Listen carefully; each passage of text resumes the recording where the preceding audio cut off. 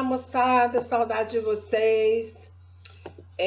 Passei aqui hoje para a gente conversar um pouco sobre ficção científica. Então, a gente precisa pensar um pouquinho a diferença entre ficção científica e realidade científica. A realidade científica é aquilo que está sendo de fato produzido, que existe no nosso tempo, as nossas conquistas, né, científicas, os estudos que estão sendo feitos pelos nossos profissionais e os avanços que eles têm conseguido em cada área. Já a ficção científica, ela vai além da realidade, ela faz uma projeção, ela tenta imaginar o que nós conseguiríamos fazer se de fato detivéssemos esse conhecimento na sua plenitude. Ela tenta imaginar um mundo em que esse conhecimento tão almejado, essa capacidade de produzir algo mais evoluído, né, seja de fato alcançada e que impactos isso ocasionaria na nossa realidade. Então, a ficção científica, ela se baseia na realidade, sim, naquilo que está acontecendo na nossa realidade científica. Mas de que forma ela faz isso? O escritor, né, ou autor de literatura de ficção científica, ele faz a pesquisa dele, vê em que pé, né, em que situação estão os estudos da ciência, o quanto esses estudos estão evoluídos e faz uma projeção aumentando a potência. Ora, se hoje nós conseguimos, por exemplo, criar um humanoide, né? Isso seria uma realidade científica, nós conseguimos criar um humanoide.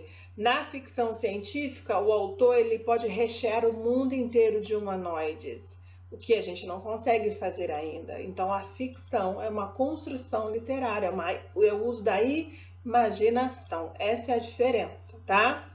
O que vocês devem se lembrar quando forem produzir os textos de ficção científica de vocês? Que o conflito central ele precisa ser baseado numa realidade transformada pelo desenvolvimento de inventos que hoje são embrionários. O que é isso, embrionários? Que estão ainda começando, que embora sejam, a gente vislumbre uma possibilidade no futuro, eles ainda estão iniciando, são pequenos ainda, como se fossem embriões, tá?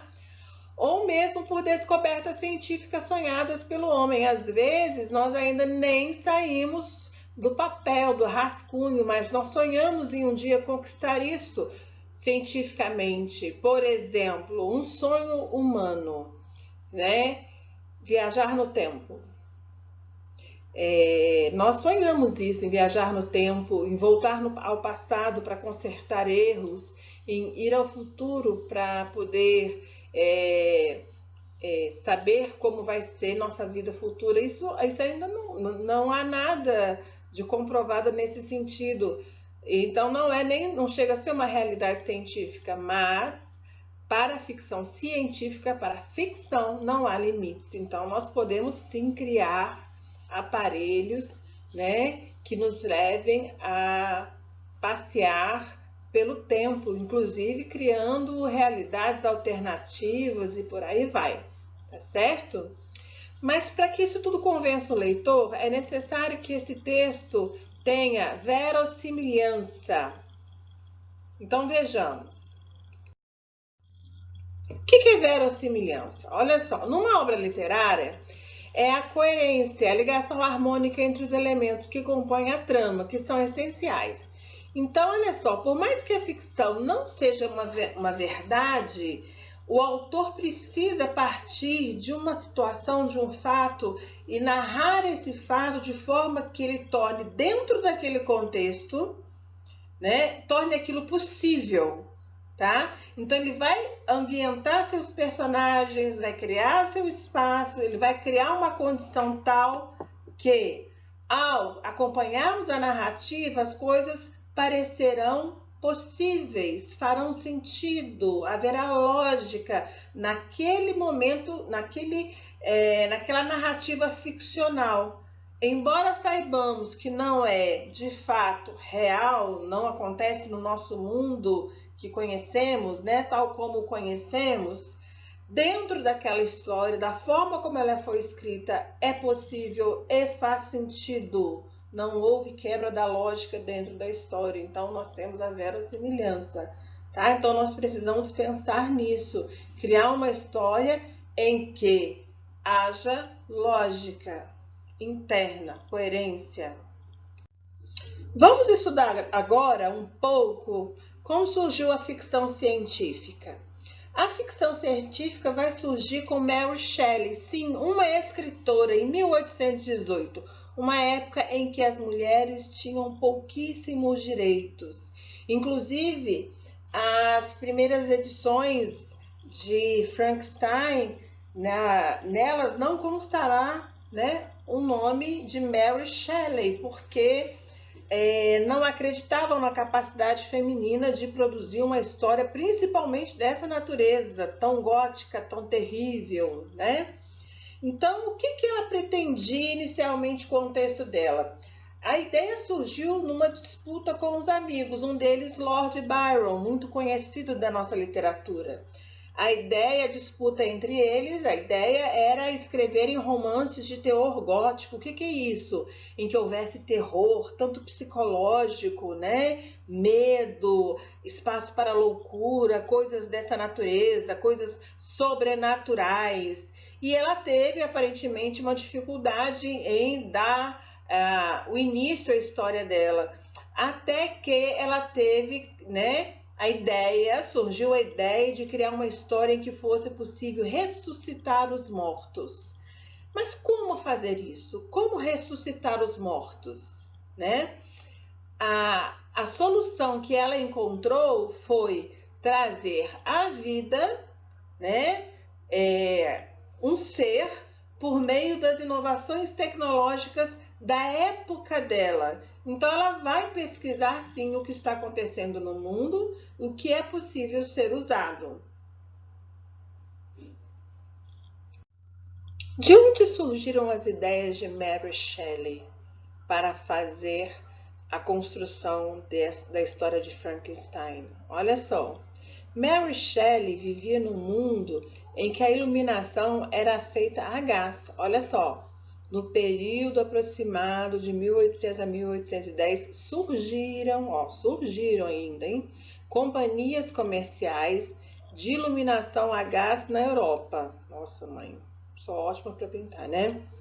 E imediatamente nos Estados Unidos, ameaçando fortemente os interesses das indústrias das velas de sebo, ou seja, até então eram as velas de sebo e do querosene que dominavam a iluminação na época de Mary Shelley. Né? Lembre-se que ela lançou esse livro em 1818, escreveu ali entre 1816 e 1817, tá? Então, era a realidade dela, era esse tipo de iluminação. Né? Enquanto isso, ela tinha notícias de que no século XVIII, ou seja, 1700 e alguma coisa, né, foi feita uma famosa experiência de Aloísio Galvani, em que potenciais elétricos produziam contrações na perna de uma rã morta. Imagina a imaginação agora de Mary Shelley, uma rã morta estendida, alguém dando potenciais, né, choquinhos elétricos e a perninha da rã mexendo. E ela imaginando o Frankenstein dela também criando vida, né? Olha só, a imaginação do escritor onde vai. Já Alessandro Volta, nessa mesma época, seguindo Luigi, ao fazer contato entre dois metais e a perna de uma outra rã morta, conseguiu resultados aos quais são atribuídos a sua invenção chamada de pilha voltaica.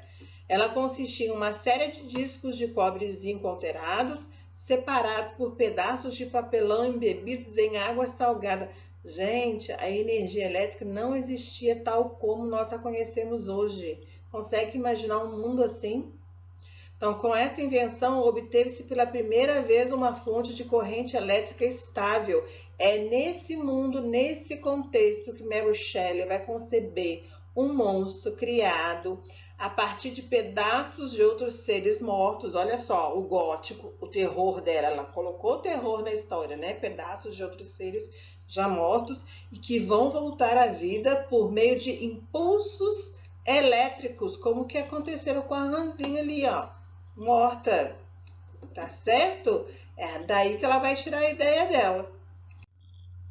Olha só, aí para concluir a nossa história, olha só, a realidade científica era aquela. Nós tínhamos rãs recebendo impulsos elétricos, mas Mary Shelley foi além.